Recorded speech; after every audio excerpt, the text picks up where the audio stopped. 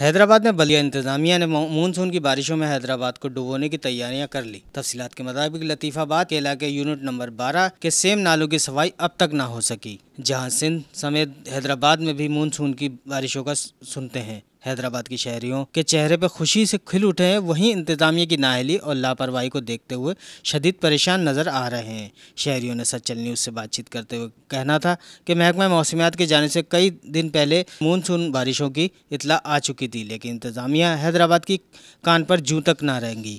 ضلع انتظامیہ کی جانب سے شہر بھر میں پری مونسون بارشوں سے نمٹنے کے لیے کسی بھی قسم کی کوئی حفاظتی اقدام نہیں اٹھائے گئے۔ نکاسی آب کا نظام مفلوج ہو چکا ہے، نالوں میں کچرے کی تہہ جمی ہے، نالوں کی صفائی نہ ہونے کے باعث پانی کی نکاسی کا عمل بارش سے پہلے ہی بری طرح مفلوج ہو چکا ہے۔ نالوں کی صفائی کے لیے انتظامیہ کو بار بار اطلاع کرنے کے باوجود ضلع انتظامیہ کی بے حسی شہریوں پر قہر بن کر ٹوٹ رہی ہے۔ حیدرآباد شہر کو انتظامیہ کی جانب سے لاوارث چھوڑ دیا گیا ہے۔